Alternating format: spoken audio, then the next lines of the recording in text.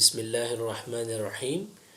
نن راځو د اپریشن ریسرچ یا د ډیسیژن ساينس و بل عنوان ته. هغه عنوان د ډیسیژن تیوري په نامه دی. په دې عنوان کې موږ دا زده کوو تر څو څرنګه کولای شو په څو حالتونو کې موږ ته چې کومې راکړل شوي ستراتیژیانې دي هغه ستراتیژي کې د ځان لپاره ګټوره او یا مفیده ستراتیژي انتخاب کړو. د دې لپاره مختلفې تګلارې او تکتیکونه او تخنیکونه راکول شوي دي چې د سټاتستیک او یا د ډیسیژن ساينس په ذریعه به موږ هغه تر مطالعه لاندې راولو. راځو موږ دلته لومړی څو قسمه ډیسیژن تیوري کې څو قسمه ماډله موږ لرو. 4 قسمه دي. یوه ته وایي هغه ډیسیژن میکینګ پروسس یا ماډل کله چې سرټن وي یا معلوم وي. دوهم هغه چې انډر ریسک وي. دریم هغه چې غیر متعین او معلوم نه وي. او څلورم هغه چې کنفلیکټ وي، په جنجالي او شخړیز ماحول کې ته یو ستراتیژي ځان لپاره ګټوره ستراتیژي انتخابوي او لټوي. دلته په کتاب کې زموږ د دې لپاره چې ښه پوه شو پر 2 نقطو ډېر غور شوی. یو پر بی، دوهم پر سی، یعنی ریسک تیوري او انسرټنټی تیوري. راځو دا به هر یو جدا جدا خپله مفصل سره تشریح کړو. لومړی ډیسیژن میکینګ انډر سرټنټی. په دې کې 3 نقطې دي، 3 رقمه فارمولې دي یا 3 میتود دي چې موږ د هغه په ذریعه ګټوره ستراتیژي لټولای شو. نمبر 1 expected monetary value criterion. دا یوه طریقه ده چې راځو مفصل سره وایو. نمبر 2 and نمبر 3 as well. لومړی طریقې ته راځو expected monetary value criterion. په دې کې دغه 3 حالت راکړي دي N1 N2 N3 او 3 ستراتیژي لرو چې هغه S1 S2 S3. د دې لپاره دا په سره رنګ کې دا ټوله ستراتیژي مشترک کړي دي په هر جدا حالتونو کې. او د دې لپاره احتمالي پروبابیلیټي د دې سټیټ 0.3 0.5 او 0.1 ده. نو د دې میتود د دې تخنیک تر اثر لاندې دا طریقه استعمالوو چې هر ستراتیژي ته دغه احتمالي نمبر د هغه په ستراتیژي نمبر کې ضربوو، جمع بیا هم دغه ستراتیژي پروبابیلیټي نمبر د دوهمې ستراتیژي کې ضربوو او بیا وروسته پسې بیا جمع کوو 0.3 ضربې 40. دلته یوه نقطه ډیره مهمه ده چې په expected monetary value criterion کې د را ضربونه کیږي یا را پکښې راځي. هغه څرنګه؟ هغه داسې چې 0.3 ستراتیژي 1 کې ضربې 20 جمع 0.5 ضربې 18 جمع 0.1 ضربې -9 چې مساوي کیږي په همدغه اماونټ سره 15.9. ستراتیژي 2 هم چنان په دغه طریقه مخ ته بیایو او ستراتیژي 3 هم. کله دوی جواب چې راووت د هغه لپاره موږ ګورو چې د کوم یو عدد تر ټولو زیات دی. نو هغه چې 15.9 11.5 او 2 دی. نو په دې کې تر ټولو غټ ترینه 11.5 دی چې دا خپله S2 is the optimal strategy. نو په دې 3 حالتونو کې چې کوم موږ 3 ستراتیژي لرو د دغه احتمال په شمول موږ دوهمه ستراتیژي انتخابوو او هغه زموږ لپاره فایده منه ده. دا لومړی طریقه وه. دوهمه طریقه expected value with perfect information په نامه ده. په دې کې بیا هم 3 حالتونه N1 N2 N3 3 ستراتیژي S1 S2 S3 او probability هم راکول شوی ده.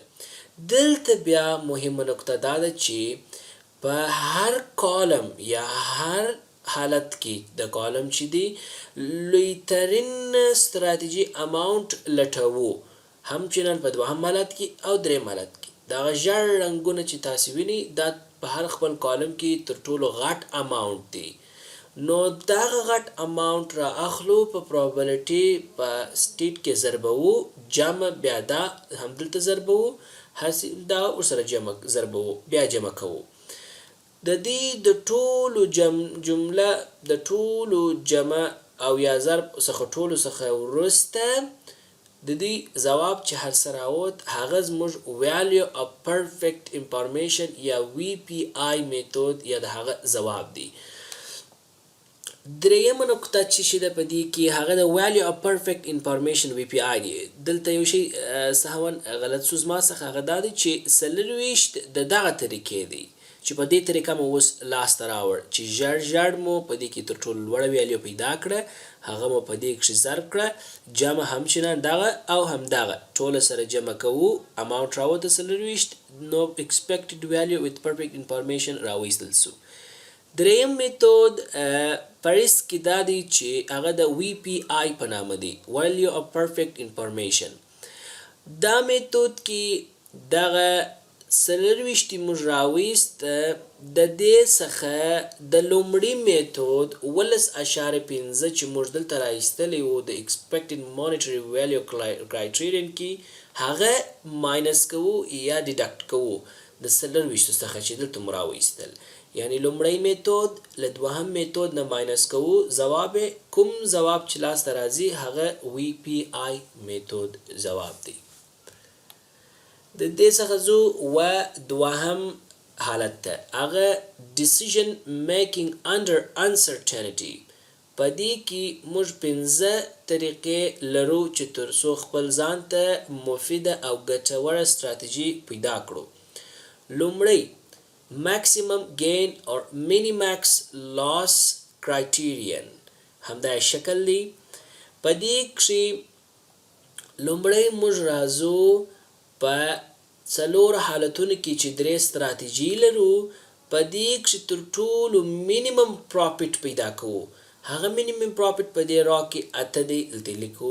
همچنان په دوهمه کې -15 دی مینیمم پروفیټ چې دغه خانه مو باید په نظر کې وي، او همچنان په دریمه کې -6 دی دلته لیکو.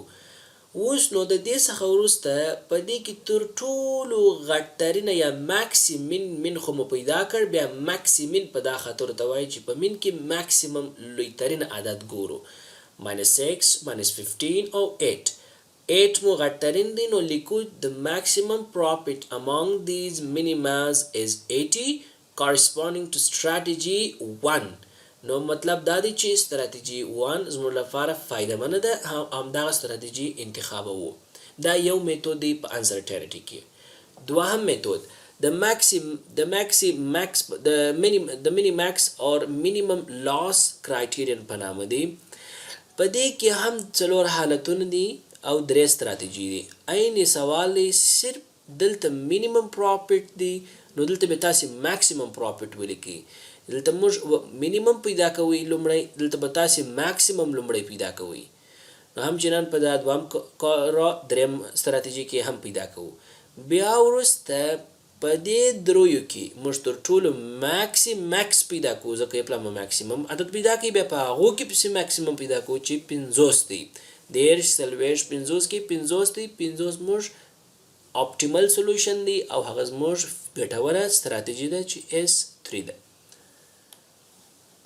درېیمه هارویتس الفا کرایټیرین په نامه ده. دا ماډل د الفا ماډل دی چې د الفا تخنیک پکښې وړاندې شوی دی. الفا عموما یو وي، نو دلته بیا تاسو ته په سوال کې الفا عدد درکوي، تاسو به د یو څخه ماینس کوي تر څو بل ویلیو لاسته راوړي. راځو دلته څلور ماډل دی، بیا درې استراتیژي دي. دلته 2 کالمه نور اضافه کیږي، یو د ماکسیمم یو د مینیمم. دا څلور حالتونه کې د استراتیژي تر ټولو غټترینه دلته لیکي او کوچنۍ ترینه دلته لیکي، همدارنګه په S2 او S3 کې. وروسته تر هغه الفا موږ ته سوال کې راکړی ده چې 0.9 ده. نو د دې مراد دا دی چې د فارمول د هارویکس په ذریعہ یو خپل الفا عموما فارمول کې وي یو ماینس 0.3 لاسته راځي. اوس راځو موږ غواړو خپل استراتیجي څرنګه ګټوره پیدا کړو. نو اول داسې کو چې 0.8 چې راکړل سوی ویلیو د الفا ده په ماکسیمم ویلیو کې ضربوو همدې کې او وروسته تر هغه جمع وو بیا دغه پیدا کړل سوی ویلیو چې د یو سم ماینس کړ 0.3 په مینیمم ویلیو کې ضربوو چې 8 ماینس ضربي ماینس 0.3 نو همدارنګه په S2 کې هم دغه کو 0.8 ضربي 40 جمع 0.3 ضربي ماینس 15 جواب او همدارنګه په S3 کې وروسته نو د سوال د جواب اخیری نقطه دا ده چې ستا اپټیمل استراتیجی څنګه پیدا کوي.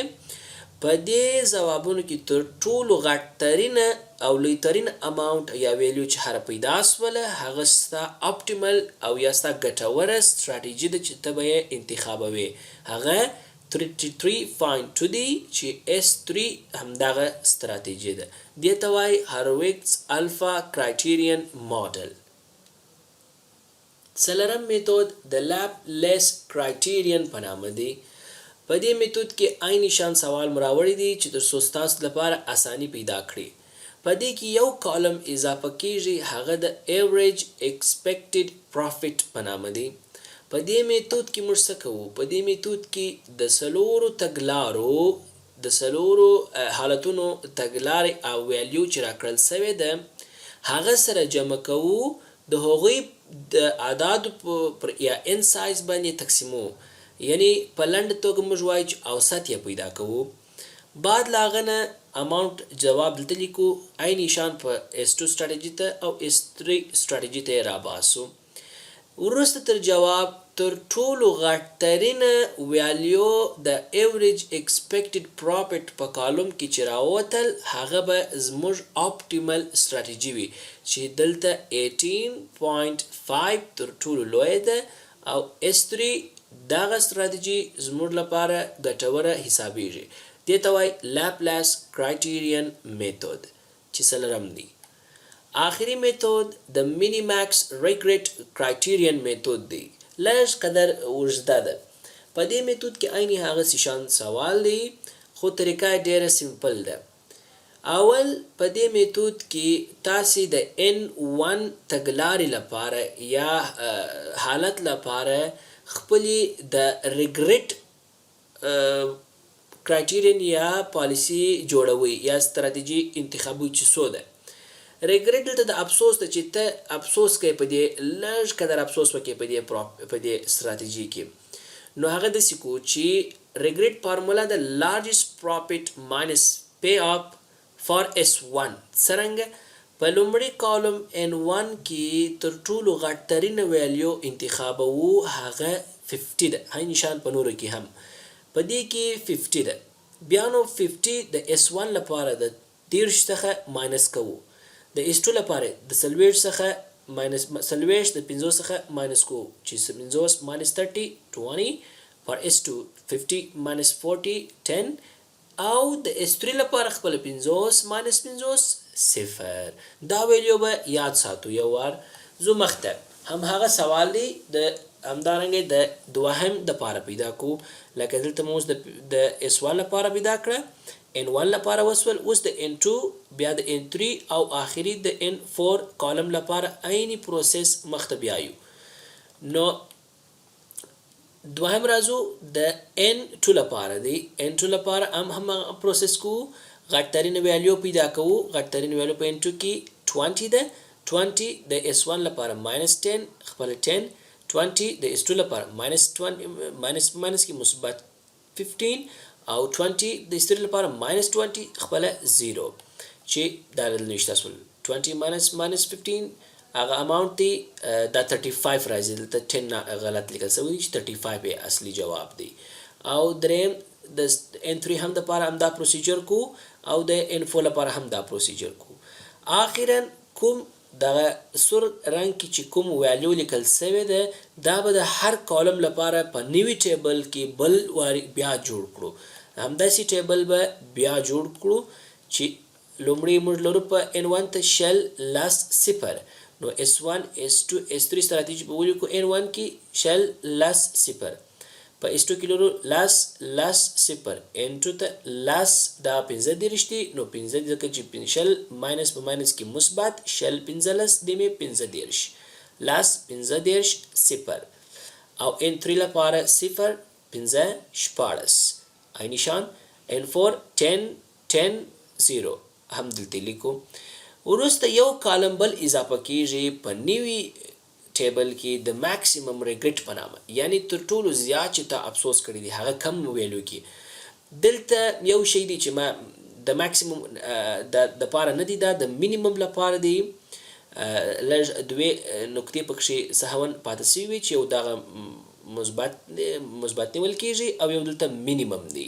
ځکه ریګریټ چې موږ په لومړي سر کې دلته ویلي هغه د مینی ماکس دی یعنی تر ټولو کمترین موږ افسوس چې په استراتیژي کې هغه کم استراتیژي ده نو هغه په دې کالم کې مینیمم ریګریټ کې ګورو چې تر ټولو کوچنی ترینه ویلیو د کم استراتیژي ده هغه 20 35 16 څخه 16 تر ټولو کوچنی دی 14 ده نو S3 strategy زموږ چې د optimal strategy ده the minimum regret among all the maximum regrets is 16 hence the corresponding strategy S3 is the optimal strategy دغه maximum regret صحیح دی په دې خاطر چې په دې را کې تر ټولو کوچنی ترینه ویلیو پیدا کوو هغه هم لوی ترینه ویلیو پیدا کوو دلته لیکو بیا په دوهم کالم کې د دوهم استراتیجي لوی ترینه ویلیو پیدا کو دلته لیکو ماکسیمم ریګریټ بالکل صحیح دی او همچنان په دریم کالم کې